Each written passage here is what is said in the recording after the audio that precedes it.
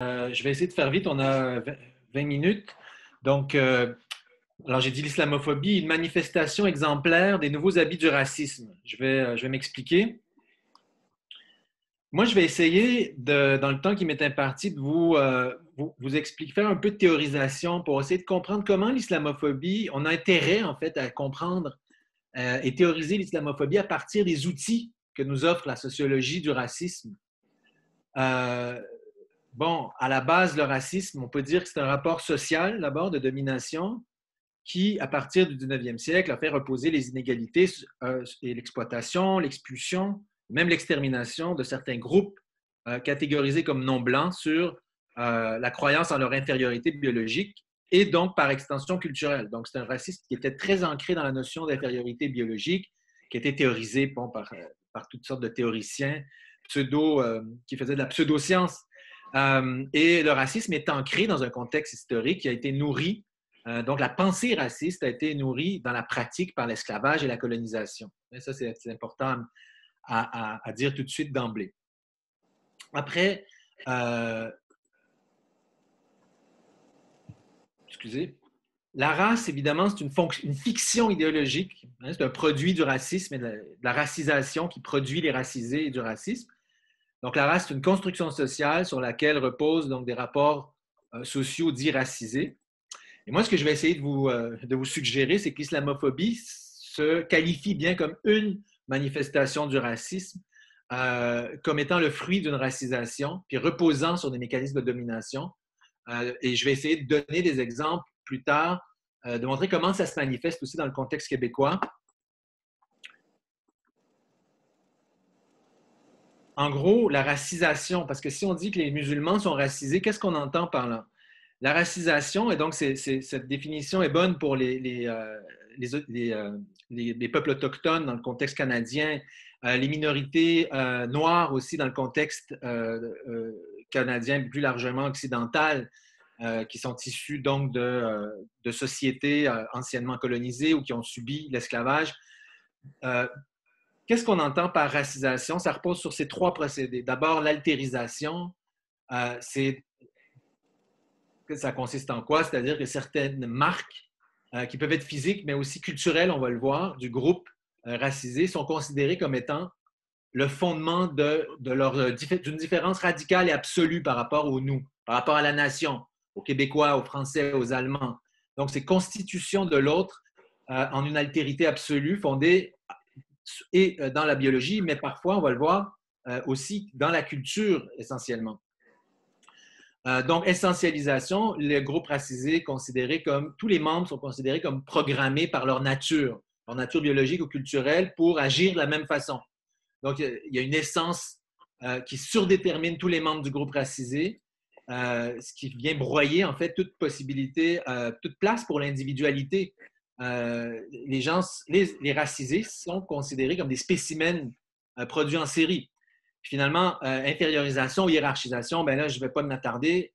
C'est propre à tous les racismes et ça accompagne la racisation, c'est l'infériorisation, la stigmatisation. Ça peut aller de la simple condescendance au dénigrement jusqu'à la déshumanisation. OK.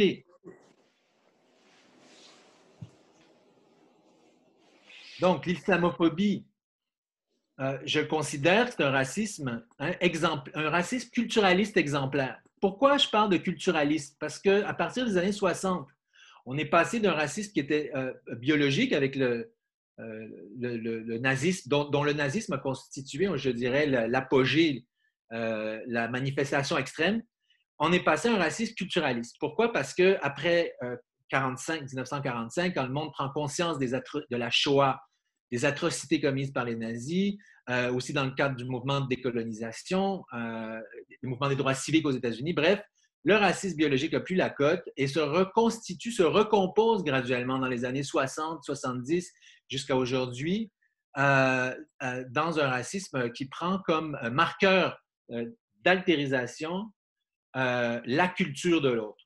Mais en fait, on délaisse la biologie pour la culture, mais en fait, c'est un peu la même logique, c'est-à-dire que c'est plus la biologie, la génétique qui est essentialisée, naturalisée, c'est la culture de l'autre qui est considérée comme une nature, comme je l'ai dit tout à l'heure, une nature qui vient surdéterminer tous les membres du groupe, un peu comme on le présupposait dans les théories racistes biologiques. On considérait que tous les groupes d'un même groupe dit racial étaient en quelque sorte voués, condamnés à reproduire à l'identique tout le temps leur nature biologique. Maintenant, on parle d'une nature culturelle. C'est ce qui sous-tend les discours et les représentations racistes aujourd'hui.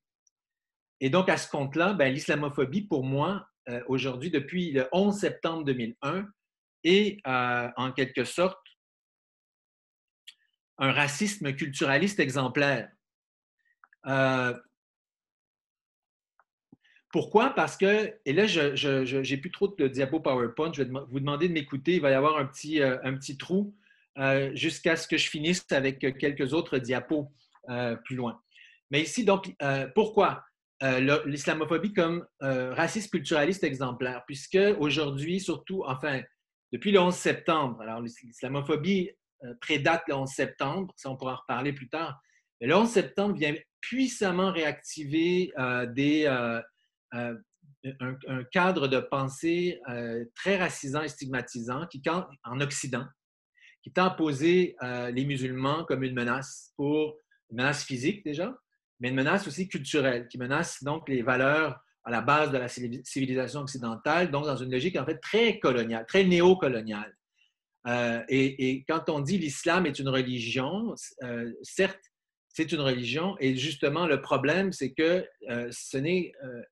probablement l'islam n'a pas de centre, on pourrait dire, de centre politique comme la papauté pour en avoir, ou je ne sais pas moi, l'Église d'Angleterre, en Angleterre. C'est très décentralisé, très fragmenté. Et le problème, c'est que dans la matrice, on va dire, dans la pensée islamophobe, justement, on tend à considérer l'islam, à naturaliser l'islam, à penser qu'on peut déduire la culture et les multiples manifestations, on va dire, sociales et culturelles la façon dont l'islam est décliné de façon très diversifiée à travers les sociétés, à travers les époques. On pense qu'on peut déduire en fait une seule matrice explicative à partir des textes religieux, à partir du Coran. Même pas tous les textes religieux, parce qu'il y a des milliers de hadiths qui sont venus interpréter le Coran.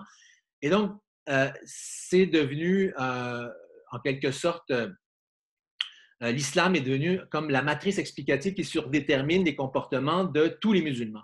Et dans cette logique-là, il n'y a plus de place pour penser que le rapport très diversifié à la religion qu'on peut retrouver d'un individu à l'autre, ce rapport au religieux peut varier aussi selon la classe sociale, selon l'âge, selon le sexe, selon les sociétés, selon le contexte.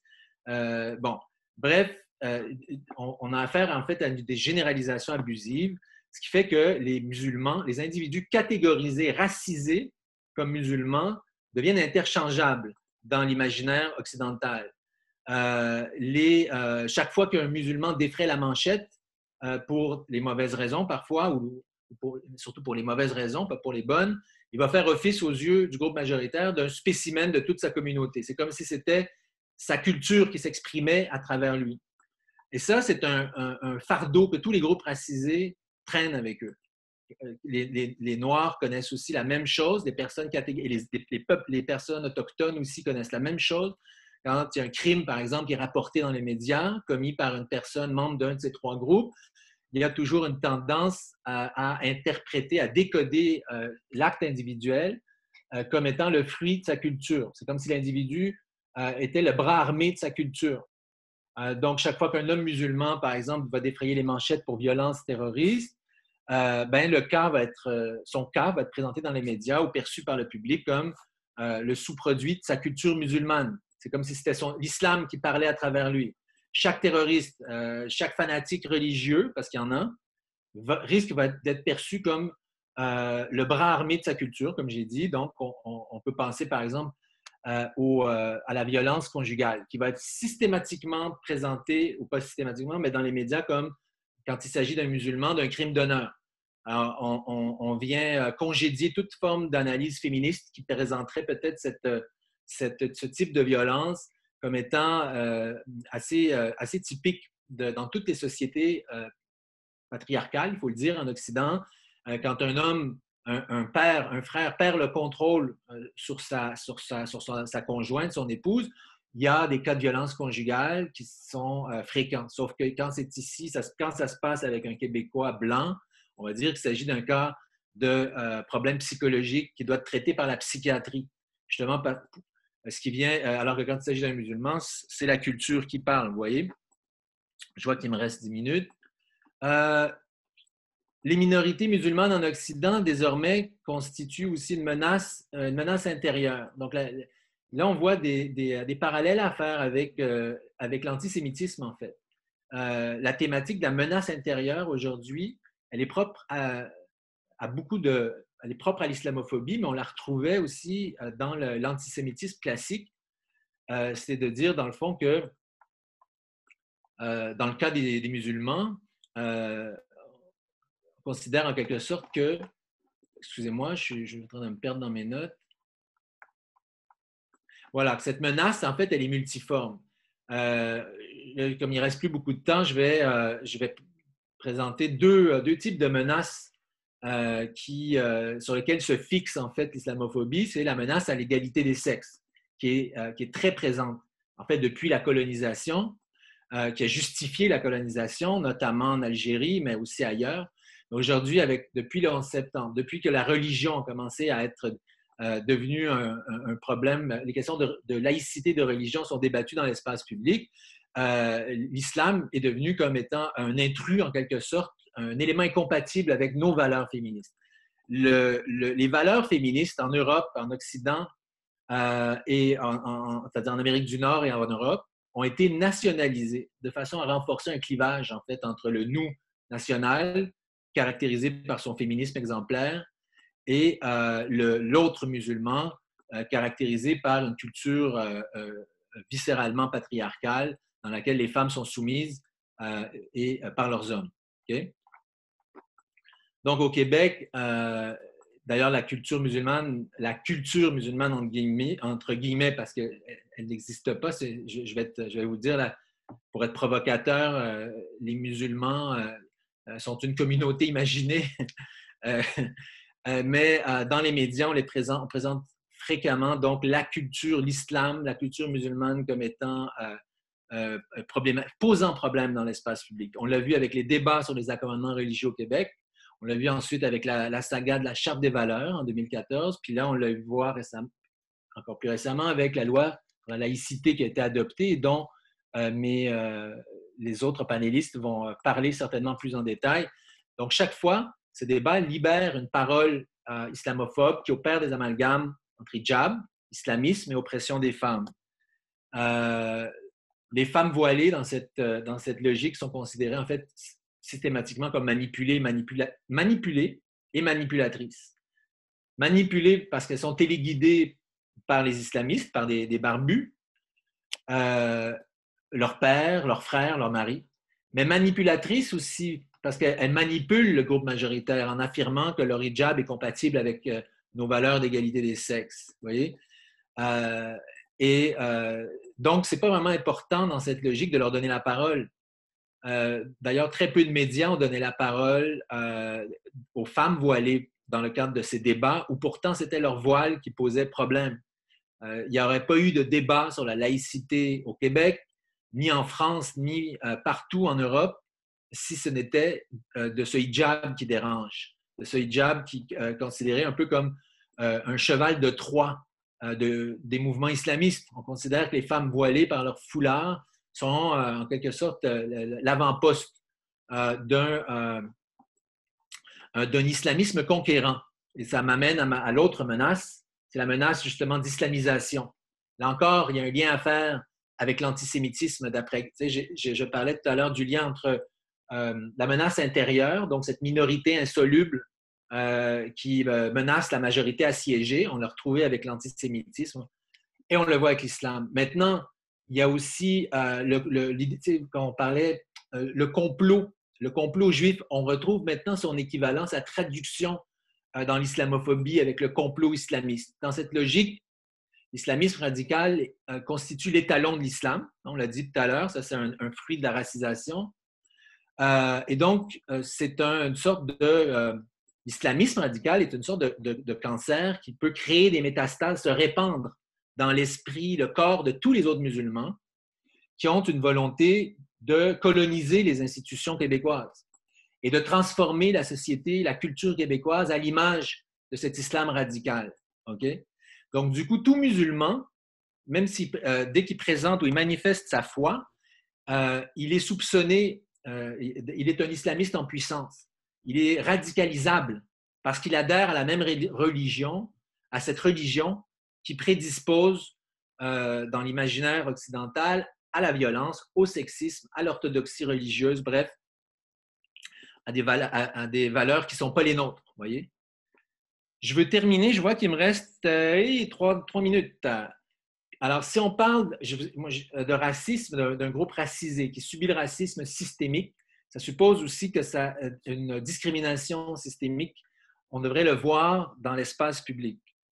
Étant donné le temps, très peu de temps qui reste, je vais sauter ces diapos qui montrent que les musulmans et les arabes sont très mal perçus au Québec. Hein, quand on demande aux gens quelle opinion vous avez de différents groupes, on voit ici 54, 59%, donc les musulmans, plus de 60, presque 60% des Québécois en ont une opinion négative. On demande aux gens, est-ce que vous considérez les différents groupes intégrés ou pas? Dans quelle mesure? Okay? Ça, c'est au Québec. Regardez la dernière colonne à droite, c'est le pourcentage des répondants pour qui le groupe en question est mal intégré. Regardez les musulmans et les Syriens, 47%, 57%.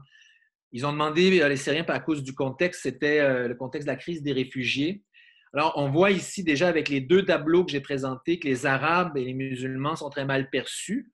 Et ce sont deux catégories, en fait, qui s'interpénètrent dans l'imaginaire occidental. On pourra en reparler plus tard. Je vais terminer avec les 2 minutes qui me restent, 2 minutes et quart et 15.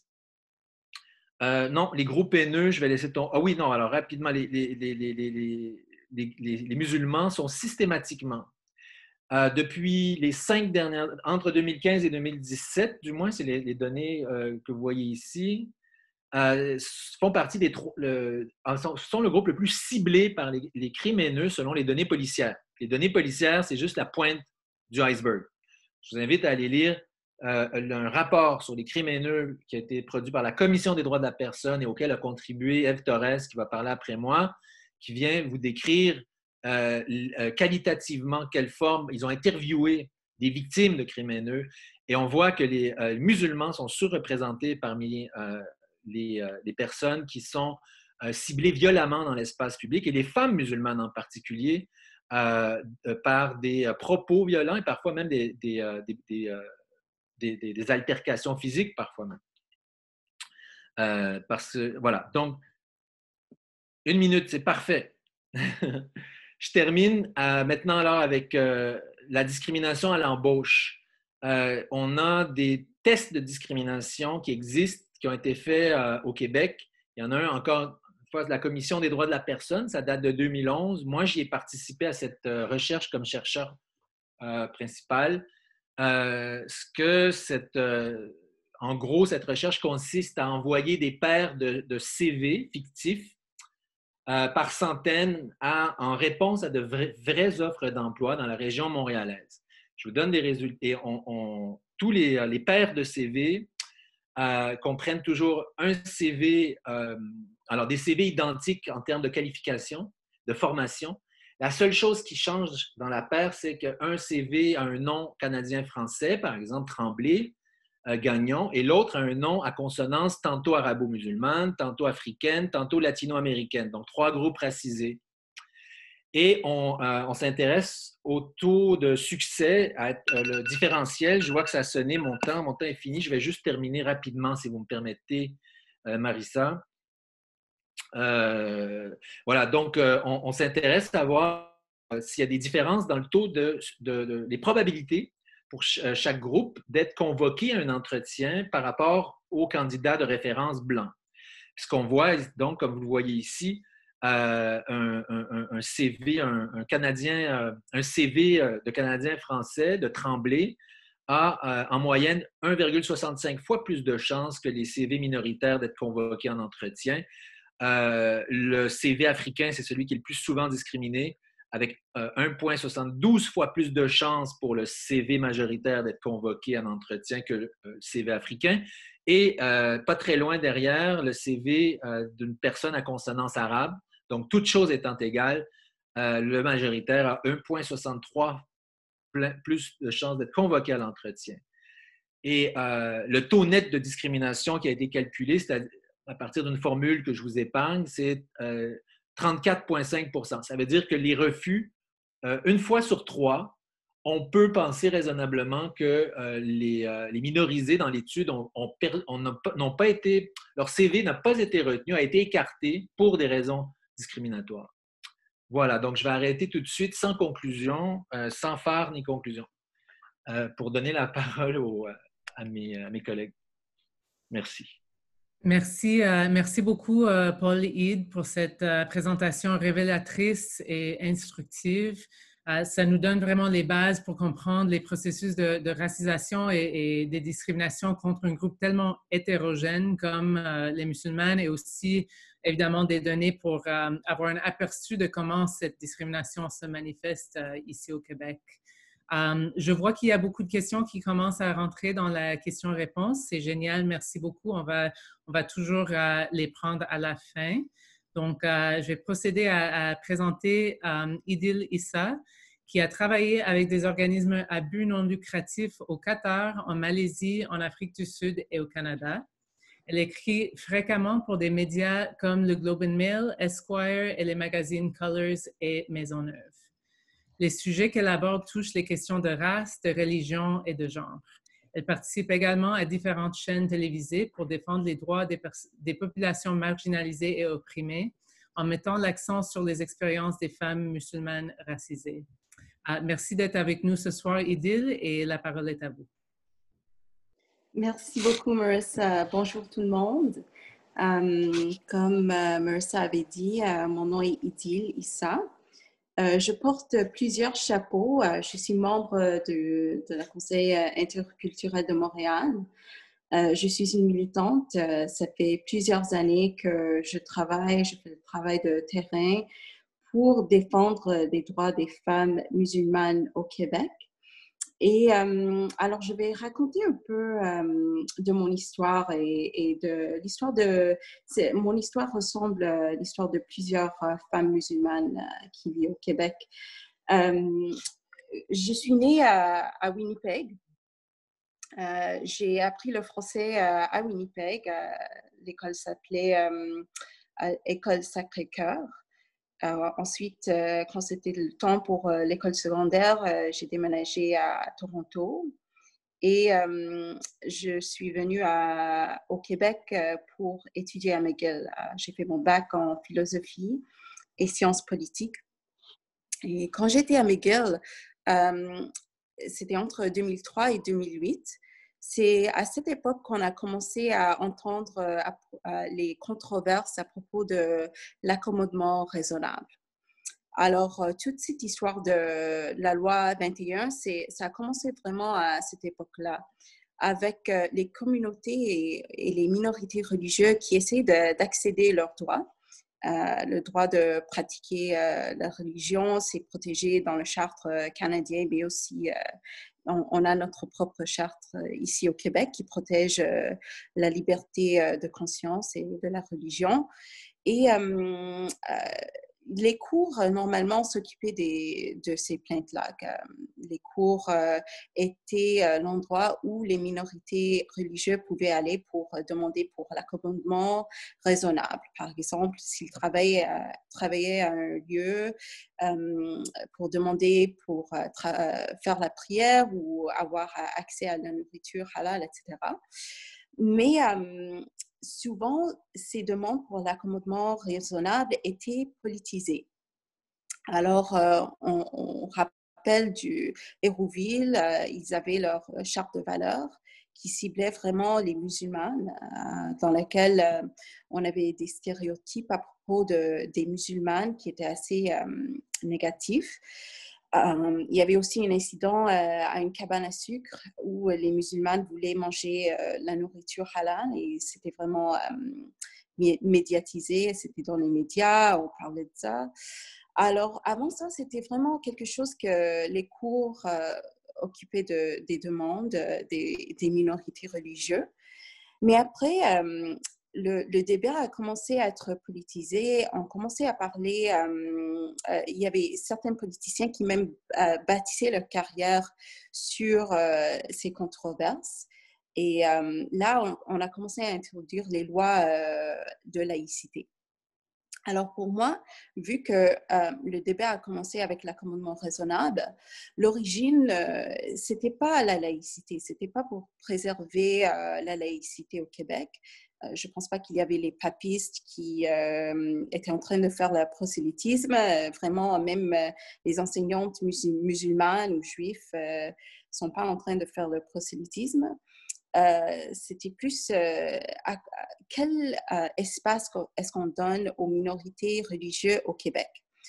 C'est quoi l'identité d'un Québécois ou une Québécoise? À quoi est-ce qu'un Québécois ou une Québécoise ressemble? Qui est un Québécois ou une Québécoise? Alors, je pense que ces questions-là sont les raisons pour lesquelles on a commencé à introduire les lois de laïcité. Il y avait la charte de valeurs, la loi 62, introduite par les libéraux. Alors, les libéraux ne peuvent pas prétendre qu'ils ne font pas partie de tout cet débat. Ils ont introduit leur propre loi, loi 62. Et maintenant, loi 21. Et je voulais mentionner cela parce que pourquoi est-ce que c'est important d'être vigilant avec ces lois qui se prétendent être à propos de la laïcité? Je vais citer l'exemple de Martin Luther King. Il avait commencé son militantisme pas avec une grande vision pour les États-Unis, mais à cause du fait qu'il y avait une femme noire qui voulait garder sa place dans un autobus à Montgomery, Alabama. Et ne voulait pas céder sa place à une femme blanche. Alors, pourquoi est-ce que c'est important, cela? C'est juste une place. On peut céder notre place. Ce n'est pas important. Tout le monde qui est sur l'autobus va arriver au même endroit. Alors, pourquoi est-ce que c'était si important de Martin Luther King de manifester contre cette situation? C'est parce que c'est ce que ça symbolise. Ça veut dire que dans Montgomery, à l'époque, les femmes noires et les femmes blanches n'étaient pas vues de la même façon. Il y avait un système à 2 vitesses qui était en vigueur. Alors, c'est pour ça que les lois de laïcité, les lois 21 est très mauvais parce que ça introduit un système à 2 vitesses. Ça veut dire que si vous êtes une femme musulmane, vous ne pouvez pas être une enseignante ici au Québec. Vous ne pouvez pas être une prosécuteur générale si vous êtes juif, si vous êtes pratiquant. Alors, ça crée un système à 2 vitesses qui brime les droits des minorités religieuses. Et c'est quelque chose qu'il faut qu'on reste très vigilant. On ne peut jamais accepter un système, on ne peut jamais dire aux jeunes du Québec que si vous faites partie d'une minorité religieuse, vous ne pouvez pas enseigner la prochaine génération. Vous ne pouvez pas représenter l'État. Alors, ça, c'est quelque chose qui est très important parce que parfois, il y a les personnes qui disent « Oh, mais c'est juste les symboles religieux, c'est pas si significant que ça. » Mais c'est ce que les lois sur la laïcité représentent, c'est ce qu'ils signifient. C'est plus profond que juste un symbole religieux. Ça veut dire qu'on traite les citoyens et citoyennes du Québec d'une manière différente. Et l'évolution du débat sur l'accommodement raisonnable à un débat sur la laïcité, c'est vraiment quelque chose qui n'aurait jamais dû arriver parce que dans une démocratie, il ne faut jamais soumettre les droits des minorités à la majorité. C'est toujours le danger dans une démocratie que la majorité a plus de votes que les autres. alors c'est possible avec une majorité de votes qu'ils peuvent introduire les lois qui oppriment les minorités. C'est pour cette raison que dans chaque pays au monde qui est une démocratie, on a les lois qui protègent les droits des minorités. Et c'est très important. Alors, c'est pas que si une loi est populaire que c'est bon. Dans une démocratie, il faut toujours protéger les droits des minorités parce que c'est certain que nous sommes différents dans une société avec plusieurs cultures. Il y a des coutumes qu'on n'a pas, qu'on ne connaisse pas, et il faut respecter tout le monde.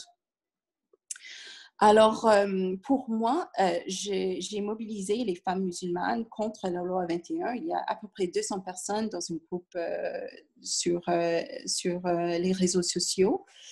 Et cette fois-ci, il y avait la charte de valeurs, mais cette fois-ci, je voulais vraiment outiller les femmes avec la voix à l'espace pour protéger ou pour défendre leurs propres droits, pour les aider à vraiment s'exprimer dans les médias, dans les différents forums, pour parler à leur propre nom. Parce que je trouve que dans le passé, au Québec, on parlait souvent des femmes musulmanes, mais on parlait presque jamais aux femmes musulmanes. Alors, je voulais que cette fois-ci, ça soit un peu différent.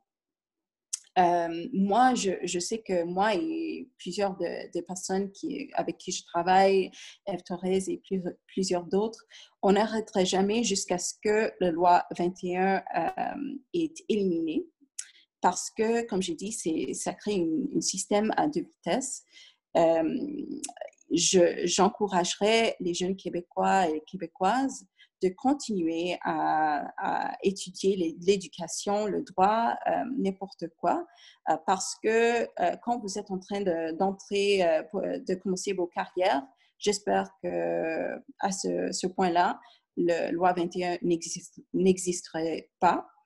Loi 21, c'est un dernier essai par un ancien ou un vieux vision du Québec, de garder une certaine vision de Québec en place.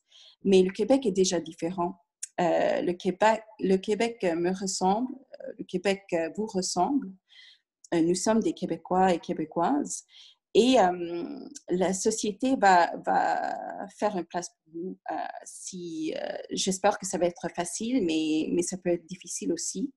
Mais le Québec est déjà différent. Le Québec de Mathieu Bock-Côté, mettre de côté le racisme, mais même une stratégie pour préserver le français, pour préserver un Québec libre et fier. Ce n'est pas une bonne stratégie. Il ne faut pas aliéner les jeunes des minorités racisées. Il faut les accepter, il faut les intégrer, il faut leur donner une place. Alors, je sais que moi et plusieurs d'autres, on n'arrêtera jamais. Ça peut être l'année 2300. On n'arrêterait pas jusqu'à ce que la loi 21 et toute autre loi qui crée une institution de la discrimination n'existe plus au Québec.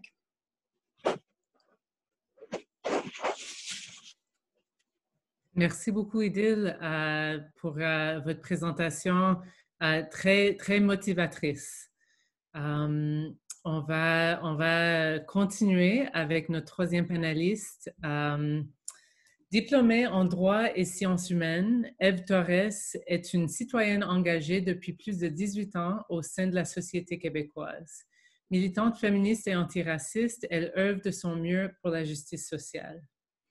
C'est dans sa participation active sur le terrain auprès d'institutions publiques, des centres de femmes, des personnes âgées, des itinérants et des jeunes qu'elle puise sa motivation quotidienne. Comme coordonnatrice de l'organisme La Voix des femmes pendant 5 ans, elle a ancré sa volonté de porter la voix des femmes issues des minorités et de travailler toujours plus fort à bâtir des ponts. Par ailleurs, elle fut la première femme musulmane portant un foulard à se présenter aux élections provinciales, ce pourquoi elle a dû contribuer à un changement de règlement qui permet aujourd'hui à toute personne, sans distinction, d'exercer leur pleine participation politique.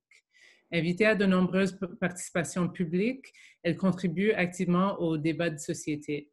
Aujourd'hui, c'est comme directrice de la table de quartier de Parc Extension, entre autres, qu'elle continue de s'investir pour plus de justice et d'équité.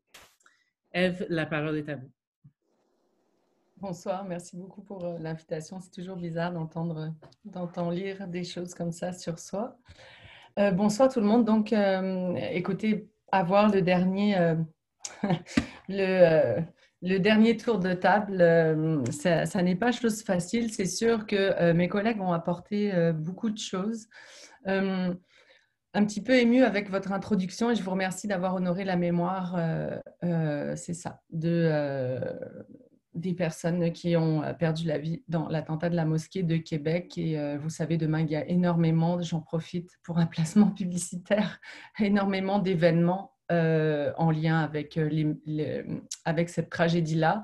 Je pense que justement, le 29 janvier a marqué aussi un tournant dans ce que la haine peut faire. Donc c'est ça. Moi, j'aurais voulu aborder en fait le point un petit peu, c'est sûr qu'il y a des choses qui vont se regrouper. Un point de vue aussi politique et médiatique et avec peut-être des conséquences directes sur justement ce racisme systémique qui, on le rappelle, n'est pas reconnu par notre gouvernement en place, bien évidemment, donc ce qui rajoute peut-être. Donc comment en fait ce discours politique est venu banaliser donc l'islamophobie au fil du temps dans cet espace public, appuyé évidemment par certains médias, certains chroniqueurs et chroniqueuses. On vous a fait tout à l'heure, Idil en a parlé, mais Paul également, on revient un petit peu sur cette historique-là, des accommodements raisonnables, la charte des valeurs. On a vu à ce moment-là effectivement des paroles de politiciens qui ont quand même été très virulentes à l'endroit des musulmans. Et puis je repense à monsieur Jean-François Lisée qui parlait des femmes musulmanes en parlant de leur voile et en disant qu'elles cachaient des AK-47 possiblement sous leur foulard. Il haranguait ces foules politiquement là dans ces espaces à lui en disant comment dire le voile, ça suffit. En tout cas, ils ont fait, effectivement, comme ça a été mentionné, plusieurs ont bâti, effectivement, pour reprendre les mots d'Idil, leur carrière sur ce discours-là. Mais en fait, qu'est-ce que ça a eu comme impact ? On peut dire aujourd'hui dans la société, lorsqu'on regarde toute cette chronologie d'événements, que l'islamophobie est rendue le racisme, le seul racisme acceptable au sein de notre société, en fait. Parce que c'est ça que ça entraîne, finalement. Lorsque le discours politique, le discours public, et ensuite, donc, en fait, lorsqu'on met des lois en place, c'est comme si on venait dire, ben, écoutez, tout ce qui se passe autour de ça, les discriminations et les impacts que ça entraîne sont légitimes. Et puis, si on prend quelque chose de, on va dire, léger, par exemple, en rapport avec l'emploi, puisque aujourd'hui, on essaye de faire un peu on essaye de faire ces liens, cette convergence, ça se fait quand même assez facilement. Lorsque la loi 21 qui en fait est venue asseoir en fait cette islamophobie au nom de la laïcité. Et puis là, je me permets de rebondir parce que j'ai jeté un œil sur les questions. Je me suis permis, Marissa, de regarder un petit peu les questions au fur et à mesure. Et il y avait monsieur Michel Barrette justement qui citait Angela Davis et puis qui parlait de ça en disant que peut-être aujourd'hui, je vais mal la citer, je m'excuse monsieur Barrette, mais on la relira tout à l'heure correctement, que la laïcité est devenue un peu l'arme en Occident contre l'islamophobie. Et c'est ça, suis tout à fait, il posait la question et je suis tout à fait d'accord avec ce type de propos. On utilise la laïcité qui est un enjeu cher en fait à la société québécoise lorsqu'on connaît son histoire. Et on ne va pas se justifier forcément ici dans cet espace, mais nous connaissons aussi notre histoire du Québec et puis effectivement tout son parcours et son lien avec le religieux. Mais on a utilisé, on appelle, cette loi 21, on l'appelle loi sur la laïcité, et puis pour celles et ceux qui l'ont quand même regardé plus en profondeur depuis un certain temps, on voit que les liens avec la laïcité sont très faibles. Donc, il y a un espèce d'acharnement. Et donc, quand je parlais du lien avec l'emploi, ça n'est pas rare d'entendre des témoignages de personnes, donc là, ça vise certaines catégories d'emplois, effectivement, surtout aussi des emplois où il y a une grande présence de femmes. Lorsqu'on faisait les liens sexisme, racisme tout à l'heure avec Paul, il y a aussi quelque chose d'assez intéressant là-dedans à analyser. Donc, même dans les emplois privés ou dans les autres emplois qui ne sont pas concernés, ce n'est pas rare de se voir refuser des emplois et d'entendre des remarques comme si nos institutions refusent d'embaucher ce type de personnes, pourquoi nous, on les embaucherait? Donc, c'est sûr que ça a des impacts à différents niveaux. On pourrait regarder ça aussi, on l'a vu notamment avec toute cette banalisation-là et tout ce traitement médiatique. Donc, on l'a vu avec souvent les titres qui sont utilisés, les photos aussi qui sont utilisées dans les médias pour créer au niveau de la population, tu sais, ce sentiment, ça a souvent été dit, ce sentiment d'invasion, mettre l'accent, tu sais, vraiment sur des problématiques. Et ce qui est d'un côté plus actuel, vous avez dû suivre les derniers événements avec l'arrivée en poste de la nouvelle commissaire à la lutte contre le racisme, c'est ça, et les discriminations systémiques, l'intitulé exact qu'elle me pardonne. Ce qui était fascinant, c'est qu'avant, dans le traitement médiatique, lorsqu'une personne musulmane se retrouvait dans l'espace public, on s'acharnait sur elle, surtout lorsque c'était une femme qui portait un foulard. Donc, et là, à ce moment-là, il y avait tout ce martèlement médiatique entourant et je l'ai vécu dans mon expérience politique, si je peux me permettre. Comme une islamiste se présente en politique. Il y a beaucoup de liens qui se font avec le terrorisme quand il s'agit de personnes portant le foulard. Mais là, dans cette nomination-là, la personne ne portant pas le foulard, c'est sa position contre la loi 21 qui avait été mise de l'avant, qui a été utilisée à outrance, qui a fait réagir jusqu'au Premier ministre. Donc, c'est quand même intéressant jusqu'à quel point on a dépassé, au-delà on le voit bien, au-delà du voile qui pose problème et puis de ce qu'on a voulu aussi faire croire, ça va beaucoup plus loin que ça, c'est-à-dire qu'en mettant de l'avant que se positionner contre cette loi-là, c'est aussi une problématique en soi. Alors, comment en fait comment aujourd'hui on pourrait, parce qu'en fait c'est ça, moi la question aussi qui me venait toujours à l'esprit, c'est comment on pourrait aujourd'hui arriver à casser ce mouvement-là, à casser ces courants-là, parce qu'on le voit bien même au niveau politique, et c'est pour ça qu'on parle vraiment de banalisation de l'islamophobie, puisqu'on voit bien que même des partis politiques, par exemple, qui se sont opposés à la loi 21, qui l'ont rejetée, certains avec du mal, n'ont jamais eu des positions très tranchées, très affirmées dans l'espace médiatique pour s'opposer avec virulence, pour parler des droits, pour parler des doubles standards concernant le traitement des citoyens et citoyennes du Québec. Donc, c'est ça, on le voit aussi qu'il y a toute cette acceptation en fait de la société. Et c'est pour ça que aujourd'hui, je me demande encore, tu sais, comment on peut arriver dans nos espaces au point où on est rendu. Et puis, vous l'avez souligné, l'événement du 29 janvier, qui a été un événement majeur.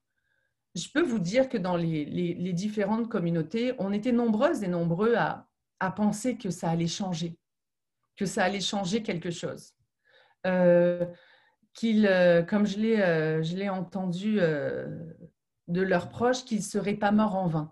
On a vu les 15 premiers jours après cet attentat-là, on a vu qu'il y avait eu des réactions de solidarité, que la société, et donc encore une fois le discours politique, parce qu'il est très important, il a un impact sur la base des gens qui votent.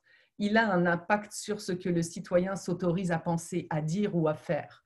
Et ça se mesure dans de nombreuses recherches. Paul avait cité celle des actes haineux qui a été menée par la Commission des droits de la personne et de la recherche à laquelle j'ai pu participer aussi. Ça a un impact physique aussi sur les gens au-delà du racisme. Les gens vivent aussi, au-delà de la discrimination à l'emploi, vivent des actes haineux, ont peur pour leur vie. C'est ça, tout ce que ça génère. Et ce fameux changement qu'on aurait pu attendre au moment du 29 janvier, en se disant, il va y avoir des mesures. Ils se sont rendus compte que le musulman, finalement, était aussi un bon, je le mets entre guillemets, un bon ou une bonne québécoise, je ne sais pas comment l'exprimer, mais comme on jase, je me permets de l'exprimer comme ça. Et donc, on serait attendu qu'il y ait des mesures mises en place, qu'il y ait par exemple des protections qui s'organisent dans les lieux de culte, mais au lieu de ça, 2 semaines après, tout est retombé. Et on a continué à aller de l'avant. On a estimé qu'on avait parlé trop des musulmans et des musulmanes. Et on a continué. Aujourd'hui, on est arrivé à la loi 21. Et c'est ça, comme société, je pense qu'on doit se poser, on doit vraiment se poser la question je pense que peut-être, il y a des personnes, on parle souvent des personnes alliées dans ces discussions-là. Il faudrait que les gens aient moins peur d'en parler. Il faudrait que les politiciens qui ont des opinions les expriment plus clairement. Il ne faut pas que ça devienne juste des enjeux électoralistes pour plaire à une certaine base, pour faire partie du discours dominant. Il faudrait que les personnes alliées, les chercheurs, les intellectuels, et il y a eu beaucoup de recherches sur toutes ces questions-là. Hein. Quand je parlais d'islamophobie comme racisme acceptable, il y a eu des recherches notamment qui portent ce nom-là, racisme respectable, pour citer Rachad Antonius, parce que parfois il est utilisé justement par certains islamophobes comme référence, mais il faut savoir qu'il a écrit aussi d'autres choses qui peuvent servir de l'autre côté, donc ils peuvent aussi aller le lire pour se documenter autrement. Mais c'est ça, donc en si peu de temps, il reste déjà 2 minutes. Comment on fait aujourd'hui pour casser ce système-là? Parce qu'en fait, c'est ça, les analyses, les recherches, les constats, les morts. Oui, on a été affecté, on l'est affecté dans notre quotidien. Il y a des choses qu'on n'ose plus dire. Il y a si on souhaite prendre des paroles publiques, se positionner politiquement, si on souhaite, on marche tout le temps sur des œufs. Les gens, beaucoup de gens avec lesquels on discute n'aiment pas s'afficher avec notamment des femmes voilées, mais dans l'espace public, parce qu'ils sont gênés, ce que ça représente. Ça crée énormément de choses. Donc, ça crée des choses, oui, sur l'emploi, oui, sur le logement, mais ça a un impact sur la société énorme. Et on parlait de construire des ponts. Pour construire des ponts, il va falloir être un peu plus radical. Et quand on parle de radical, c'est-à-dire revenir à la racine, on connaît les problèmes, on connaît l'ampleur du problème, on on a des chiffres, des statistiques, comme je vous dis, tout ça, on l'a et on n'est plus au moment où on documente. On est au moment où on passe à autre chose pour briser ça. Parce qu'il y a quand même des vies en jeu, les prochaines générations. On n'a pas envie de recommencer, on n'a pas envie que nos enfants recommencent encore et encore ces luttes. Et les musulmans, comme toutes les personnes, comme toute personne, ici au Québec, ont la volonté de vivre leur vie comme n'importe quelle personne, la volonté de travailler comme n'importe quelle personne, de pouvoir évoluer dans l'espace public en toute sécurité. Et c'est ce que cette forme d'islamophobie ne nous permet pas. Excusez-moi, je ne sais pas comment ça s'arrête. C'est ce que cette forme quand même virulente d'islamophobie, toute cette banalisation ne nous permet pas aujourd'hui. Donc, j'inviterai, s'il y a des gens qui sont au-delà des militants, mais de différents espaces, à ne plus se brimer aussi dans leurs paroles et dans l'affirmation de leur position. Être contre la loi 21, c'est être pour, la justice sociale et nos chartes. Je veux dire, il n'y a rien de... Donc, ne pas se taire, être capable de s'affirmer et de, et parce que de toute façon, depuis le temps que certaines essayent de plaire à une certaine majorité, on n'a rien gagné. Donc, tout est à dire maintenant et à aller de l'avant. Je vous remercie beaucoup. Merci beaucoup, Ève, pour votre présentation, vraiment éclaircissant. Idil et Ève ont vraiment amené le côté militante. C'est très apprécié.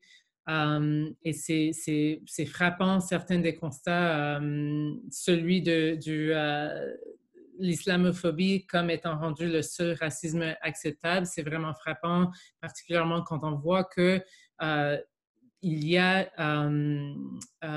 des personnes avec des propos islamophobes qui continuent à avoir des plateformes importantes, par exemple dans nos médias.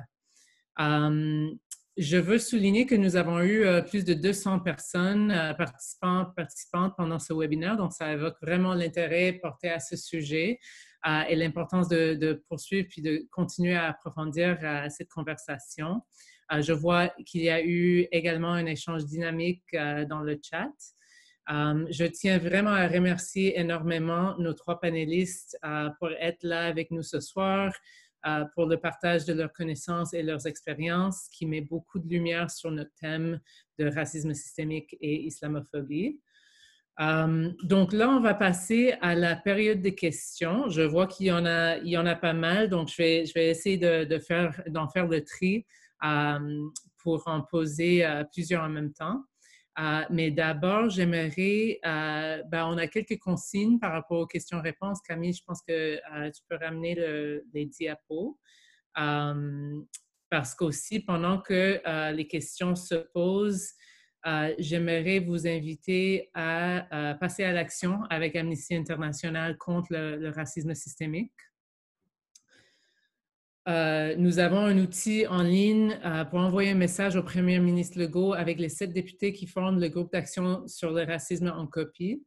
Le message demande au gouvernement de reconnaître officiellement le racisme systémique et d'élaborer une politique et un plan d'action de lutte au racisme systémique en consultation avec les communautés autochtones, noires et racisées. Je pense que Camille va également inscrire le lien de cette action en ligne dans le chat. Donc, voilà, je vous invite à l'utiliser pour passer à l'action et je vous invite également à consulter notre page de campagne sur le racisme systémique pour voir les autres ressources qui y sont. Alors, et aussi, si vous avez un microphone et vous voulez prendre la parole, quand vous mettez votre question dans les questions-réponses, n'hésitez pas à l'indiquer.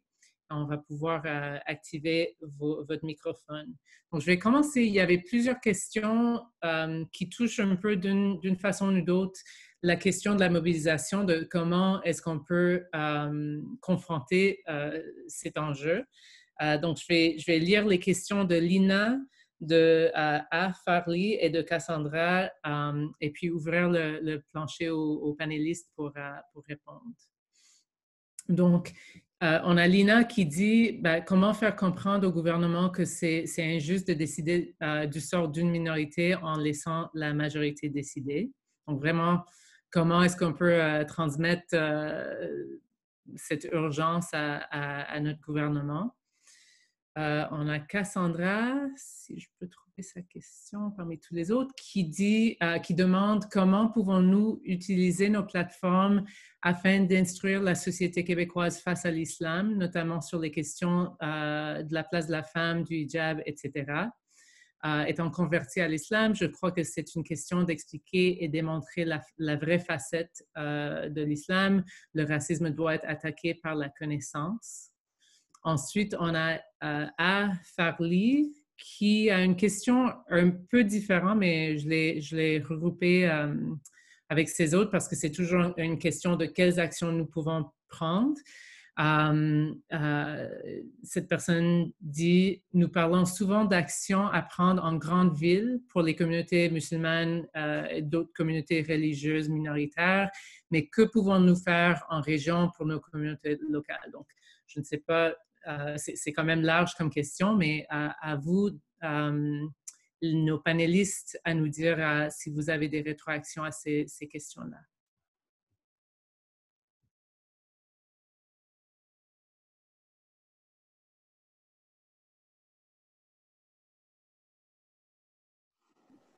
Je peux ouvrir le bal si vous le voulez. Ah, pardon, Edith, je ne l'avais pas vu. Tu peux y aller si tu veux. Vas-y, vas-y. Simplement, donc peut-être juste en partie brièvement, comment faire comprendre au gouvernement à arrêter de voter pour eux. Ça, c'est une des solutions, mais c'est certain, comment faire comprendre au gouvernement, c'est-à-dire que lorsqu'il y a des positions à prendre, oui, de toute façon, effectivement, le droit de vote en est un également, ça c'est clair, donc on ne se prive pas de son droit de vote pour ça. Mais aussi, c'est ça.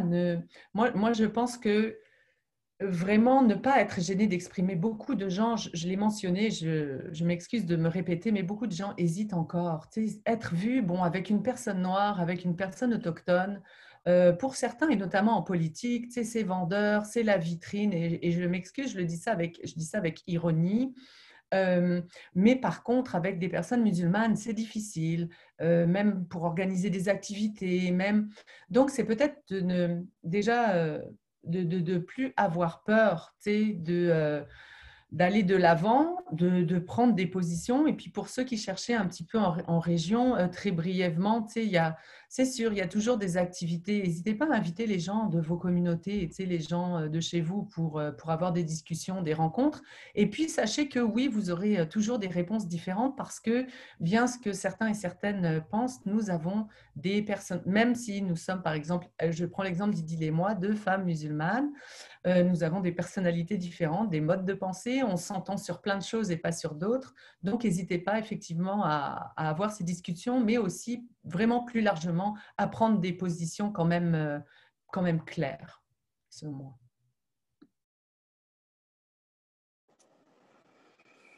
J'ajouterais que d'une façon comme vraiment practical, j'ai une page Facebook, Muslim Women Organizing Against Islamophobia and Racism. Si vous cliquez like, on est en train de mobiliser, on a des outils, on parle ensemble, on essaie de s'outiller contre la loi 21 et toute autre forme d'islamophobie. Alors, ça, c'est d'une manière vraiment practical. Je dirais que vous avez des représentants dans chaque quartier. Ils doivent vous écouter, ils sont supposés de vous représenter. Vous pouvez toujours parler à votre membre de parlement qui est dans de l'Assemblée nationale, qui est dans votre quartier. Mais c'est difficile sur le sujet de l'islamophobie. Je ne pense pas que les politiciens sont à l'écoute. Il y a vraiment un manque de leadership au niveau provincial, mais même au niveau fédéral, comme a mentionné Eve. Les partis, les libéraux de Justin Trudeau, par exemple, ne veulent pas prononcer contre la loi 21 parce qu'ils ne veulent pas perdre les votes au Québec. Alors, c'est vraiment dur. Je pense que les solutions sont avec la société civile à cause de cela. Alors, il faut mobiliser, parler à vos amis, créer des groupes, les pages Facebook, mobiliser. C'est plus dur de manifester à cause du COVID, mais quand même sur l'Internet, au moins, on peut avoir des événements, on peut parler, continuer, dialoguer. Et comme j'ai dit, parfois, c'est les demographics qui vont gagner finalement le Québec de Mathieu Bocoté, c'est un Québec du passé. Ils essaient de prendre une photo et de figer le Québec d'une ancienne manière, mais nous sommes divers. Le Québec est différent maintenant et on doit être inclusif. On ne doit pas aliéner les jeunes. On doit leur donner une place. Je veux que tout le monde qui aimerait être enseignante étudie l'éducation, étudie le droit. Ne soyez pas peur. La loi 21, ça ne resterait pas au Québec. Ça, c'est certain. Comme j'ai dit, que ce soit l'année 2300, on irait jusqu'au bout.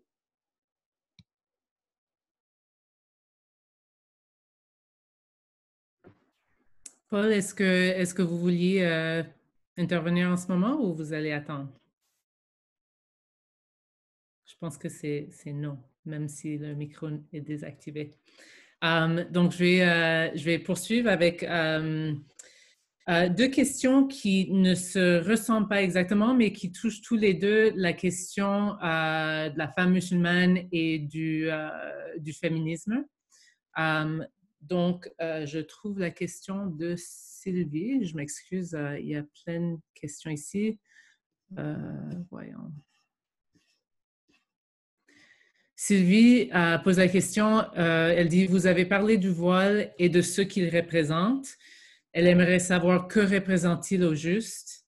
Il y a tout un débat là-dessus. » Par la suite, je procède à une question de Michel qui demande « Est-ce possible de créer des liens positifs et progressistes entre les féminismes mainstream, les féminismes islamiques et tous les autres féminismes ici au Québec? Si oui, comment? » Et il ajoute est-ce que les féminismes mainstream peuvent contribuer à la propagation du racisme culturaliste, par exemple l'islamophobie?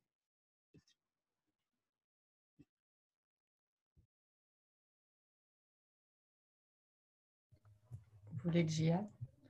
Donc, si je peux aller avec ça, le voile et ce qu'il représente. Bon, lorsque peut-être aussi tout à l'heure, je disais le voile et ce qu'il représente, je parlais de ce qu'il représentait dans la société, ou en tout cas comment la société nous montre ce qu'il représente à travers les médias. Mais en fait, ce qu'il représente vraiment, on ne pourrait pas en faire la discussion ici parce que je pense qu'il représente une chose pour chaque femme qui choisit de le porter. Donc, ça, c'est vraiment quelque chose de très personnel à quelqu'un. Mais disons, c'est plutôt ici la représentation qu'on a fait. Bon, Paul l'a évoqué quelque peu aussi tout à l'heure. Donc, c'est la femme qui n'a pas d'agentivité, pas capable de réfléchir, malgré elle, toutes ses décisions ne sont pas les siennes. Ou alors, vraiment, lorsqu'il y a une prise lorsqu'il y a un affichage dans l'espace public, où là, peut-être, où là, ça devient un obstacle parce que ça pourrait banaliser justement un discours inverse à celui des politiques en place ou alors de ce qui est véhiculé. À ce moment-là, on va associer ça plus au terrorisme, à l'islam politique, etc. On va construire toutes sortes de choses là. Pour les différentes formes de féminisme, il y a des groupes qui fonctionnent ensemble. J'ai déjà participé je me rappelle, avec une professeure de l'Université de Sherbrooke, Michelle Batzlaroussi, à des groupes de recherche-action, par exemple, avec différentes féministes en interaction, féministes musulmanes, féministes radicales, féministes chrétiennes, enfin en tout cas toutes sortes de... donc il y a des choses qui se font dans différents espaces, puis dans des centres de femmes ou autres, dans des milieux de la recherche ou qui peuvent se faire. Donc il y a des liens qui se créent. L'essentiel, je pense, le point commun qu'ont les féministes, c'est ça, c'est de vouloir vraiment, pour toutes les femmes, la liberté qu'elles puissent avoir la liberté de ce qu'elles veulent être. Et c'est ça le point commun.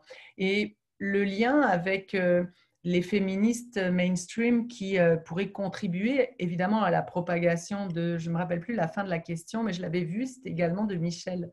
On se rappelle à l'époque de la charte, on a vu la session entre la Fédération des femmes du Québec, décidément, entre la Fédération des femmes du Québec et donc le groupe PDF pour le droit des femmes qui s'est formé à ce moment-là. Parce qu'il y avait tout un groupe de femmes qui n'acceptaient absolument pas la possibilité qu'une femme, par exemple, qui porte un foulard puisse se dire féministe. Donc, c'est ça. Oui, certains groupes de femmes peuvent contribuer aussi clairement aux préjugés.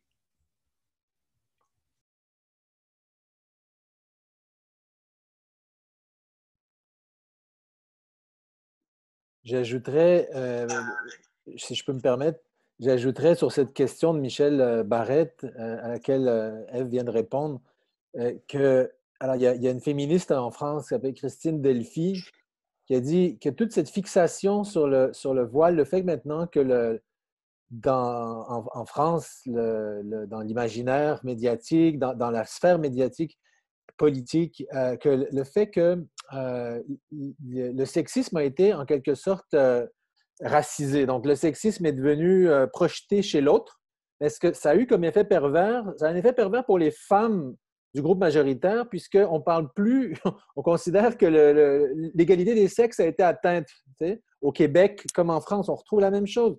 Je trouve que c'est devenu cette fixation sur l'islam et les musulmans comme étant supposément le dernier lieu où est allé se réfugier le sexisme systémique, là, a fait en sorte de disculper, décharger les hommes blancs, en fait, les hommes non musulmans, les hommes blancs, de leur responsabilité dans la reproduction du sexisme aussi.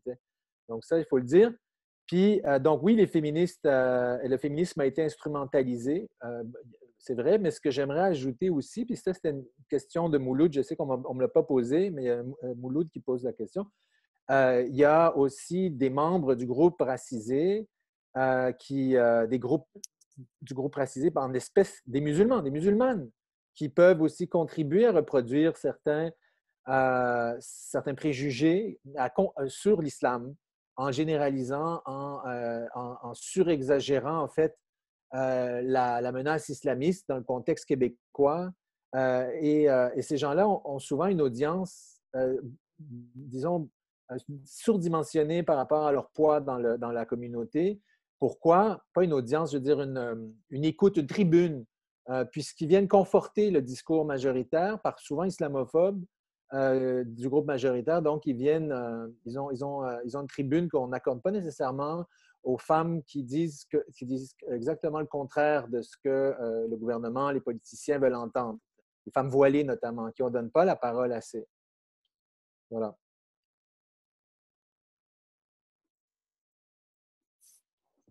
Idil, est-ce que vous vouliez rajouter quelque chose?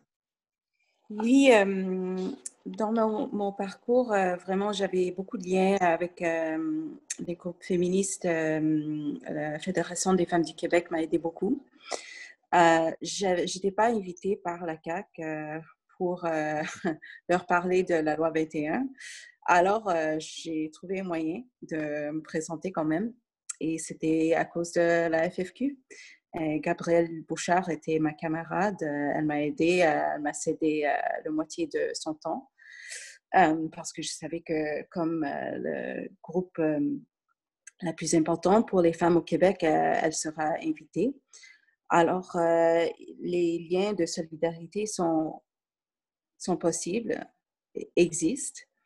Et je trouve qu'il faut garder cette vision parce que, comme a mentionné Ève, il y a une autre vision du féminisme au Québec qui existe. Le PDF, une vision du féminisme qui est vraiment homogène et restrictif. Et, alors, il y a différentes visions de féminisme et on ne doit pas le prendre pour acquis que la version progressiste va rester. Il faut toujours être vigilante.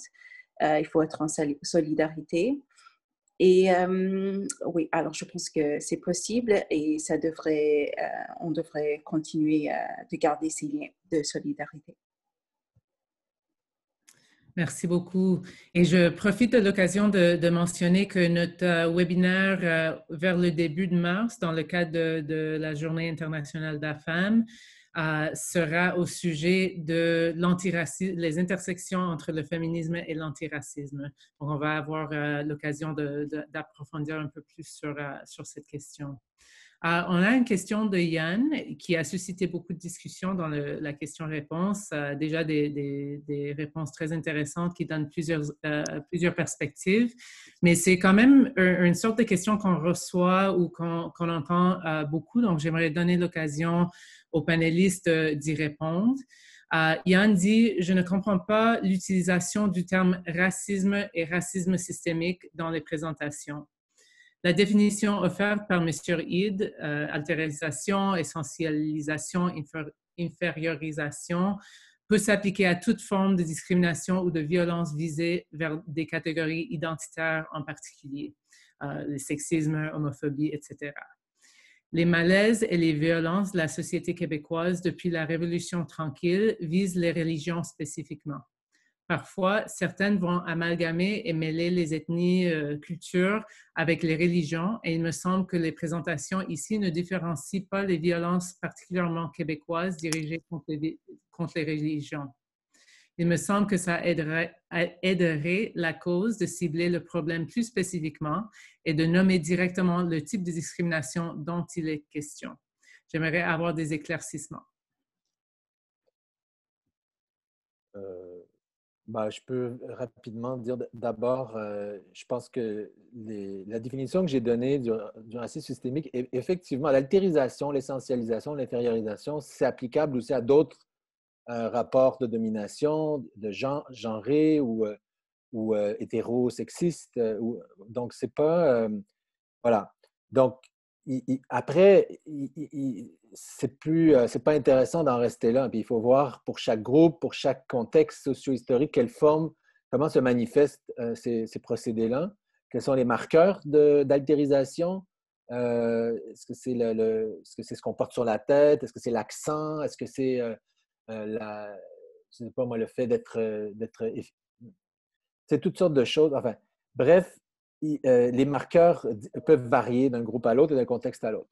Pour la deuxième question, que j'entends souvent aussi, je ne suis pas sûr de l'avoir bien compris, mais si j'ai bien compris ce que nous dit Yann, c'est qu'il y a un malaise vis-à-vis de la religion au Québec qui expliquerait, moi je pourrais dire qu'il faudrait traiter en tant que tel, et de considérer que ce n'est pas juste de l'islamophobie, mais qu'il y a aussi un anticléricalisme et un anti-religiosité, on va dire. Est-ce que j'ai bien compris? Puis, en fait, je peux continuer comme si j'avais bien compris. Dites-moi si je me trompe quelque part dans la conversation. Il dit dans le chat que c'est exact. OK. Donc, oui, je ne veux pas nier que je vois l'heure qui passe. Donc, je vais faire vite.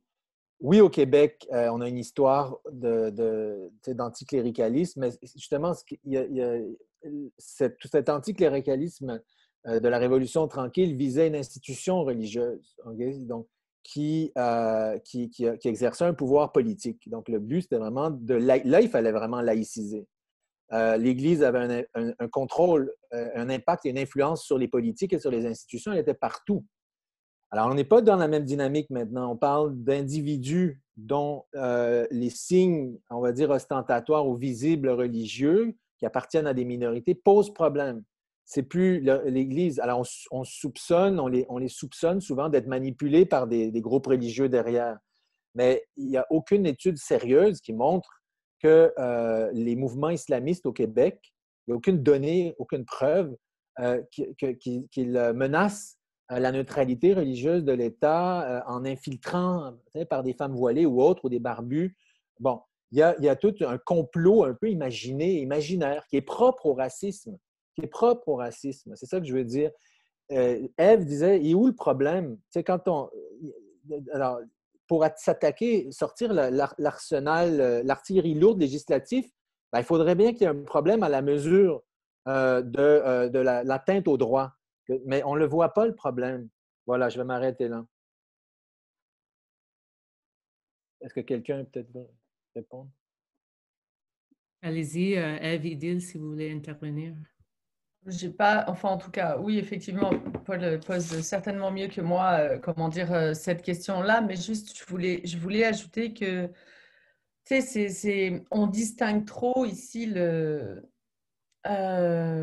comment dire, je voulais dire que être musulman, être québécois, c'est pas du tout antinomique aussi.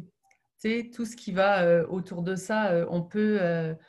tu sais, c'est pas, on peut, on est, tu sais, parce que les gens font pas cette. Je m'éloigne un peu du sujet, Yann, mais je pense parce que j'ai vu d'autres questions, mais je pense que Paul a quand même bien répondu.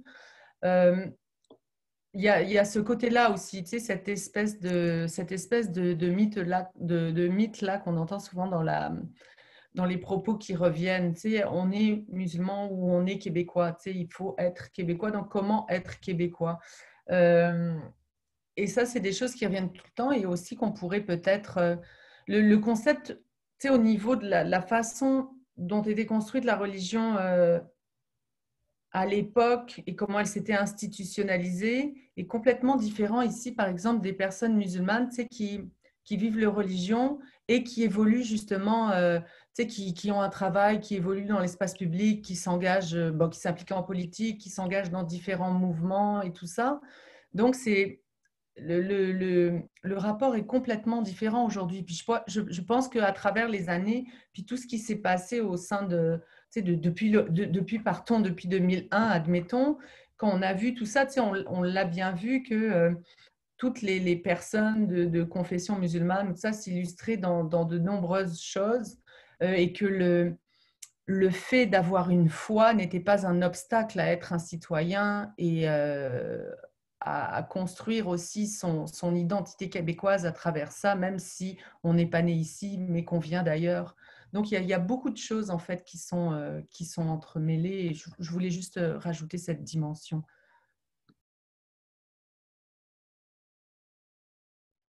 Idil, je pense qu'on peut se permettre 2 petites minutes de plus si jamais vous vouliez rajouter quoi que ce soit.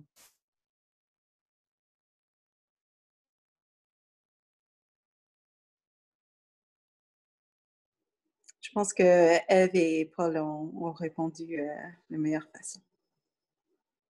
Parfait.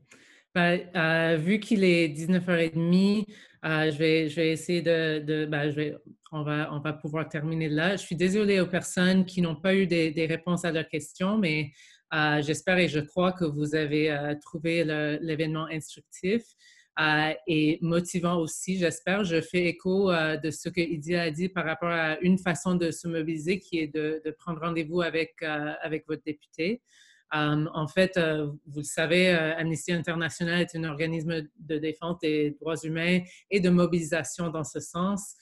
Évidemment, nous avons nos actions en ligne, mais nous produisons aussi d'autres ressources et outils, dont prochainement un guide pour soutenir les militants et militantes voulant interpeller leurs députés.